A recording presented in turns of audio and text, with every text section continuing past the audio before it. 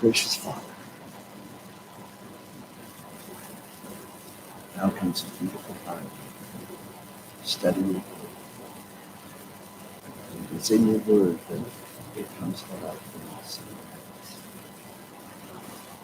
We ask in Jesus' name,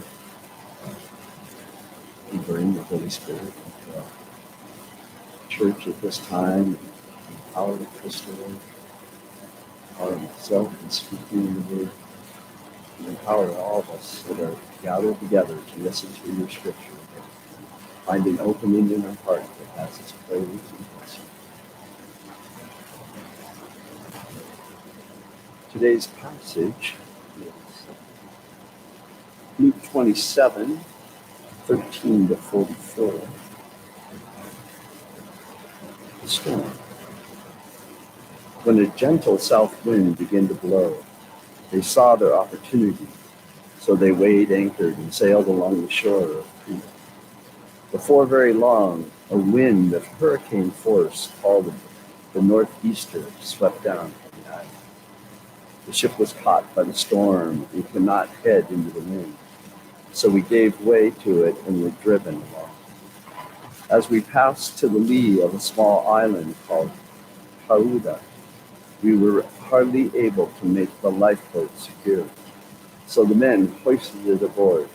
Then they passed ropes under the ship itself to hold it together, because they were afraid they would run aground on the sandbars of Cerritus. They lowered the sea anchor and let the ship be driven along.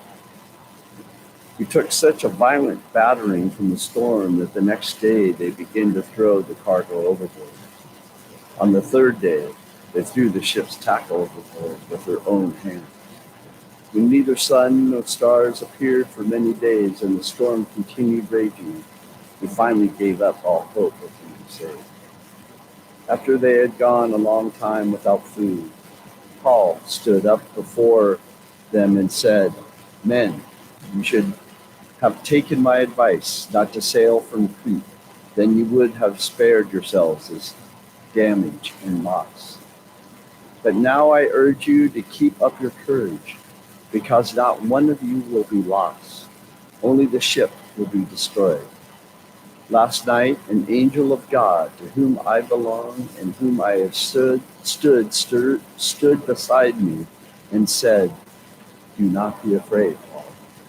You must stand trial before Caesar, and God has graciously given you the lives of all who sail with you.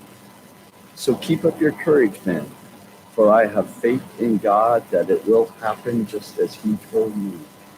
Nevertheless, we must run aground on some island.' On the 14th night, we were still being driven across the Adriatic Sea, when about midnight the sailors sensed they were approaching land.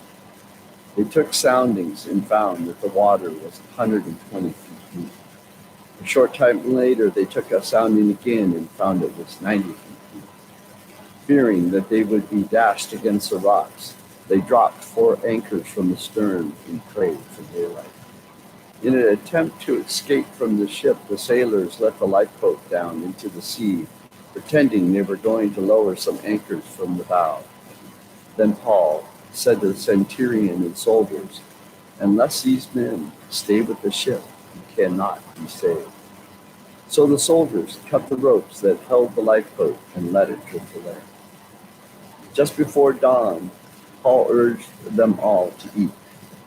"For the last 14 days, he said, you have been in constant suspense and have gone without food. You haven't eaten anything. Now I urge you to take some food.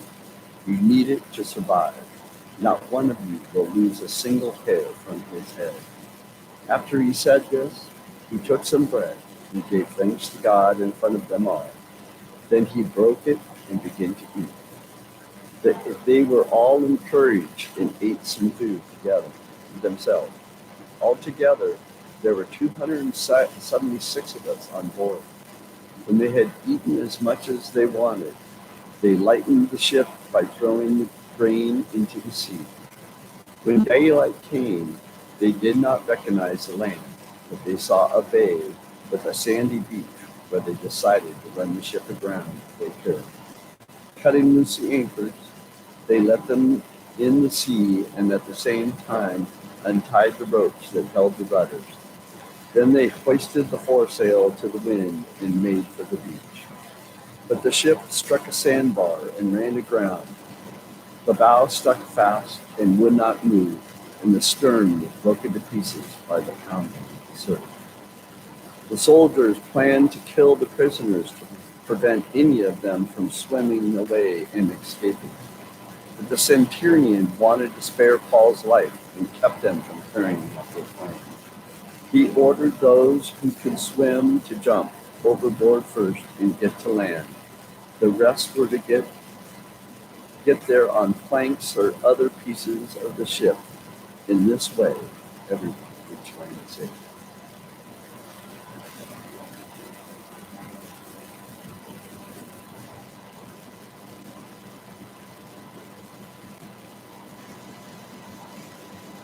Sometime in the last 7 or 8 months, I listened to a podcast called Being a Non-Anxious Presence in Time of Anxiety.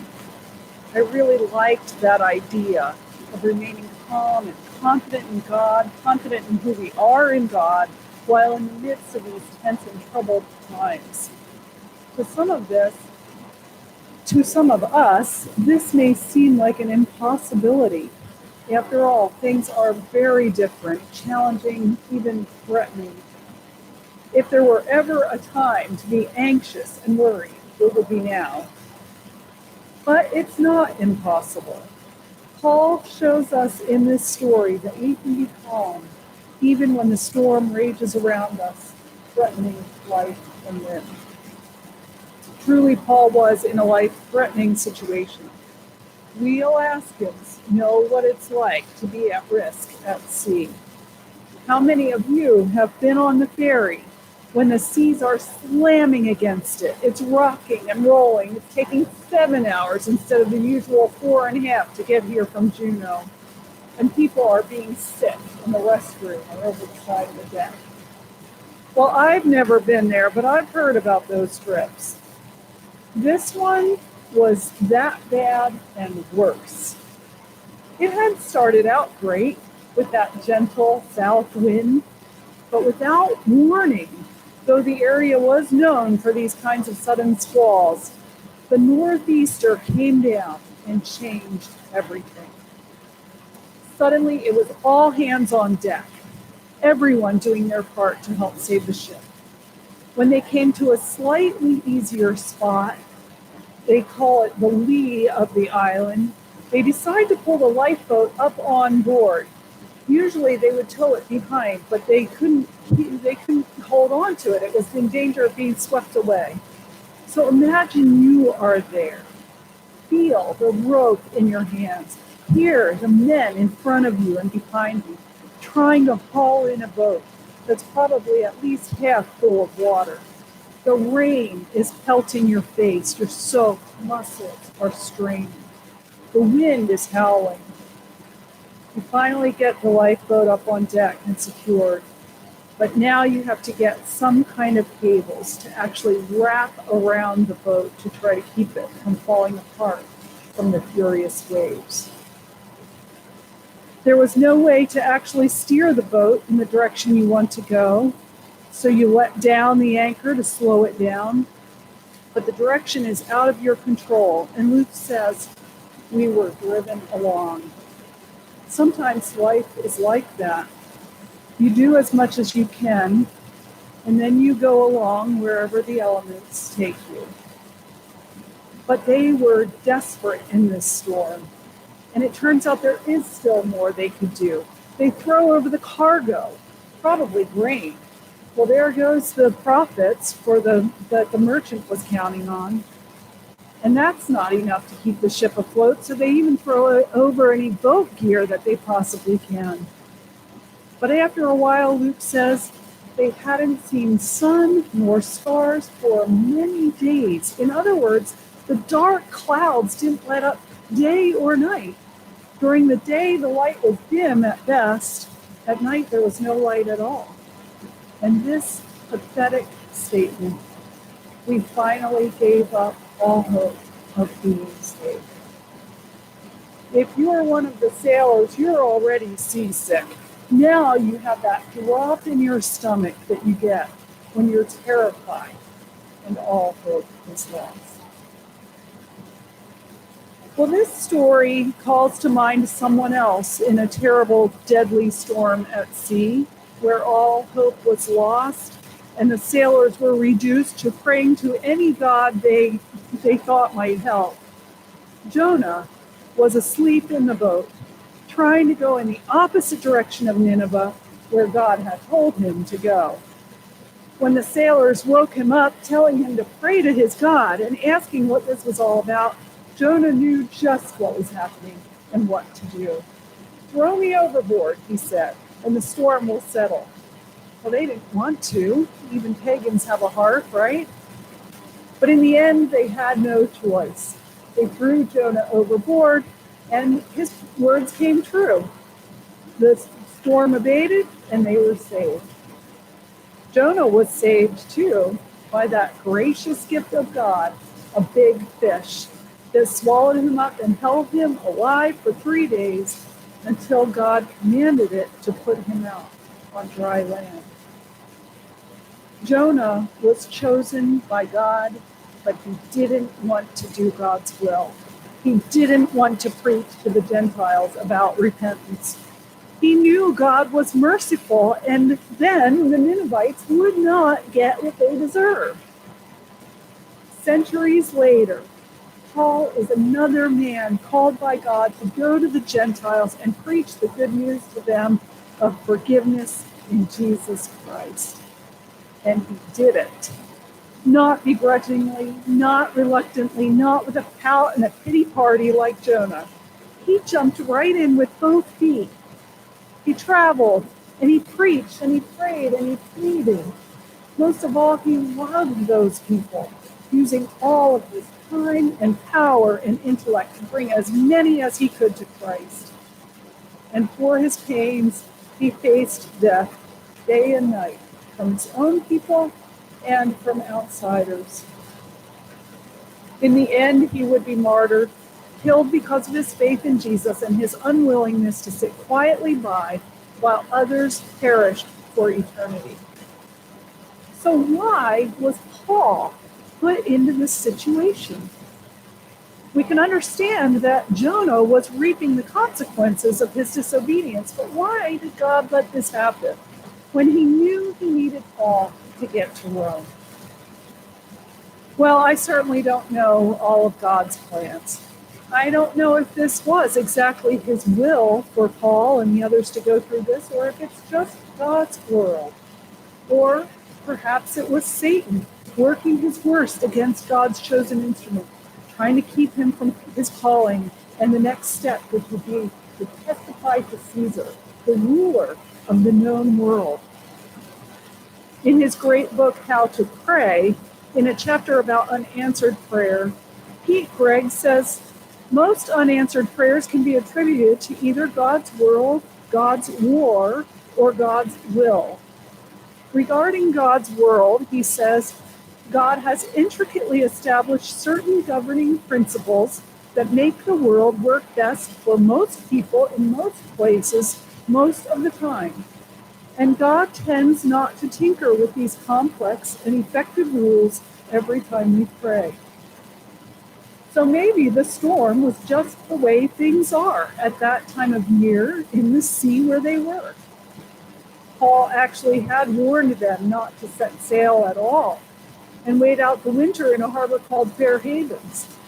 And he probably gave that advice based on his own vast experience and knowledge of sailing on those seas. But the centurion in charge didn't take Paul's advice, mainly because Fair Havens wouldn't have been so fair through the winter, and they sailed anyway. As for God's war, Greg says some prayers aren't answered because there is an active enemy at work in our world, attacking and opposing the work of God. We live in a battle zone. As Christians, we are not immune from collateral damage, and we are often targets. The Apostle Paul certainly seems like a desirable target for Satan. If he could take Paul out, much would be lost for God's people. And finally, regarding unanswered prayer due to God's will, Greg basically contends that we cannot understand many things that God does and does not do in his wisdom, and we are wise to trust that he knows and does what is best. So we do not know why Paul's prayers for safety weren't answered, but we do see that he isn't afraid. He is that non-anxious presence in a time when all hope was lost. Paul gives them an encouraging word from God. Everybody here, and I don't know, most of you watching online too have worshiped here a long time, so you know that I preach about once a month. Well, in each of my last 3 sermons, including today, Jesus or his angel has come to Paul and given him a direct word, spoken directly from God to Paul. A couple of months ago, I preached on Acts 18, where Paul had come to Corinth, and the Lord wanted him to stay a while. And so he came and spoke to him in a vision. And Jesus' first words were, "Do not be afraid." Next, I preached on Acts 23, where Paul had come before the Sanhedrin, and their factions ended up in a big fight over his message. Paul was put in prison, and again, Jesus came. And this time, his first words were, "Take courage." He confirmed that Paul had to go to Rome to testify about him before Caesar. This time, in Acts 27, Paul is in the middle of this horrendous storm at sea. An angel of God comes to Paul, and the first words he says are, "Don't be afraid." Paul probably was afraid sometimes, but I don't think he was afraid to die. If he were, he would have quit this missionary for Jesus job long ago, since there have been many attempts on his life in many dangerous situations. So why did God repeatedly come and tell Paul, "Don't be afraid"? Maybe here, on these stormy seas, he was afraid he would die before he was able to witness before Caesar, something he really desired to do and knew he had been called to do.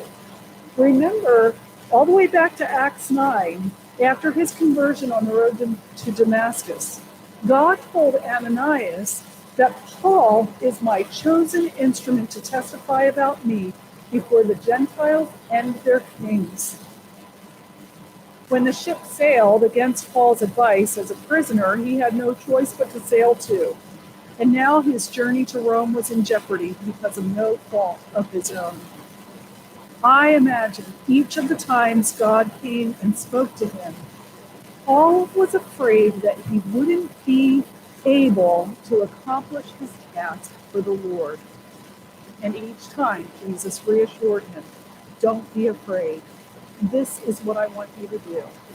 This you will do." Here's something good to ponder for a while. When we're afraid, is it because we might not accomplish our God-given tasks? God sent his angel to Paul to reassure him, and Paul passed on that encouragement to the others on the ship. In fact, God told him that it was for Paul's sake that he was graciously giving him all the other lives on board. He tells them, "My God told me we will all be saved. Not one will be lost. And I have faith in God that it will be as he has said." Paul had faith in God.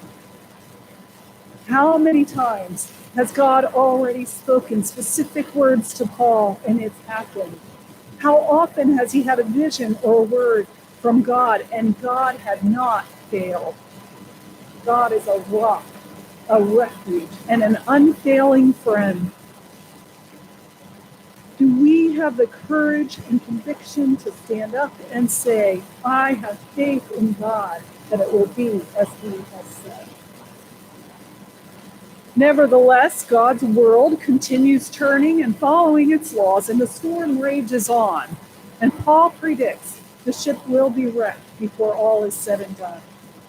In fact, Paul and the others' lives are threatened at least 6 times just in this one chapter. First, obviously, by the violent storm, which could have broken the ship into so many pieces. Second, when they gave up all hope.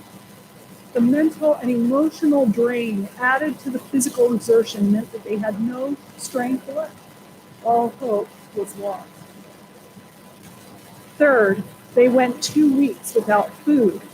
That is not quite long enough to starve, but if the grain was spoiled by soaking up seawater, if they were unable to stomach any food, even if someone had the time and wherewithal to make it, I imagine they were not physically well, and if it had gone on much longer, they would have died of starvation.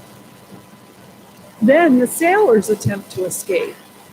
We're not sure why Paul said the others would not survive without them, but probably it was just a practical truth that they had little chance of making it without the professional sailors. Fifth, the soldiers planned to kill the prisoners to prevent them from escaping once the ship goes down. This time the centurion caught wind of it, and for whatever reason, he wanted to spare Paul and prevented them from following through with that plan. And sixth, the actual shipwreck, when each one had to either swim to shore in his own strength, whatever he had left, or try to get there by holding on to some part of the broken ship. We don't know if Paul swam or was carried in on the tide on the plank, but everyone reached land safely, all 276 of them. Not one plan of the enemy or human beings, not even the natural world with its disasters, succeeded in either killing Paul or putting him permanently off his course to Rome. One way or another, he makes it to shore. And you'll have to tune in next week to hear about the rest of the trip. The lesson here is not that God will protect us from or through every storm. We know better than that. Every year we participate in the blessing of the fleet. God answers many of our prayers for safety and good harvest. But there's a long list of names we recite every year whom God didn't protect from death at sea. God doesn't promise to keep us from death and tragedy. The lesson is that the person who decides to follow Jesus Christ will face death regularly.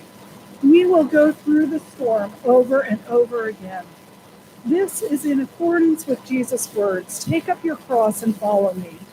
And with Paul's in 2 Corinthians, we always carry around in our body the death of Jesus, so that the life of Jesus may also be revealed in our body. For we who are alive are always being given over to death for Jesus' sake, so that his life may also be revealed in our mortal body. No one faced death more than Paul, just in this trip alone, not to mention all the times before and his later martyrdom. But Paul wasn't alive. He was passionate, outspoken, adventurous, busy, active, loving. He lived every moment to the full, not necessarily in ways our world sees as valuable or desirable, but he lived it unto the Lord, following Jesus into whatever adventure he had for him.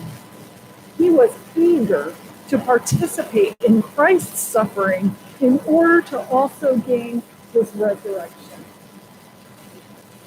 Christians don't have a death wish, not at all. We hold a high view of the sanctity of life, which God himself gives and takes away. We aren't afraid to die when God calls us home, but we don't go without care into situations where we have no business being. The death that we die, the one we seek, is death to self, to those things in us that we cling to in spite of God calling us away from them. Our pride, Our desire to always be the best, our greed, our lack of compassion, our unforgiveness, our appetite for power and control, our ambition for this world's treasures and ideals. These are the things we must lay down by putting them to death, taking up our cross. The late seminary professor and author Robert Mulholland said this: that part of you which has not yet been formed in the image of Christ is not simply a thing in you. It is an essential part of who you are. This is what Jesus is pointing to when he calls us to take up our cross. Our cross is not that cantankerous person we have to deal with day by day. Our cross is not the employer we just can't get along with. Our cross is not that neighbor or work colleague who cuts across the grain in every single time of relationship. Nor is our cross the difficulties and infirmities that the flow of life brings to us beyond our control. Our cross is the point of our unlikeness to the image of Christ, where we must die to self in order to be raised by God into wholeness of life in the image of Christ, right there. Paul didn't desire physical death, not until the end when he admits he'd like to go and be with Christ, but is willing to stay as long as he needs to for the sake of the church. Nor did he deliberately put himself or others in danger. But he didn't have great concern for his life either, as long as he was doing what Jesus called him to do. He had already learned the lesson of dying to himself. And not only the lesson, but he found out there's joy in following Jesus this way. There's life and always hope. Within himself, Paul wasn't any better than anyone else on board that ship. Although he had particular gifts and experiences that made him uniquely suited to speak and encourage people in this situation, he wasn't really any different from the others. But he had learned the secret to abundant life, and that was to look to Jesus Christ, who had given himself for the sake of created human beings. In the passage, before the ship was wrecked, Paul encouraged the men on board a second time. They hadn't eaten in 2 weeks, and Paul knew they needed to take some food in order to survive the shipwreck and arduous swim to shore. The way Luke tells it is this: Paul took some bread and gave thanks to God in front of them all, and then he broke it and began to eat. They were all encouraged and ate some food themselves. Now, we know that Paul had a high view of the Lord's Supper. He did not serve communion to the pagans on board ship. So why did Luke write it in a way that sounds exactly like the Lord's Supper? Everyone was nourished by the food, but Paul and his Christian brothers with him were also fed spiritually. One time, Jesus said, "My food is to do the will of my Father." And his Father's will was that he give his life to be food for his people. When all hope was lost for our salvation, Jesus died for our sins. Paul had been overcome with the truth of Jesus' life given for his forgiveness, and in sheer joy and gratitude gave himself back to the Lord. He called him the God whose I am and whom I serve. That is how he could face death, physical or otherwise, with no anxiety, bitterness, or self-pity. That is how he freely welcomed others, whether Jew or Gentile, with no rancor toward either one. He knew whose he was, and that gave him confidence to serve Jesus with everything he had.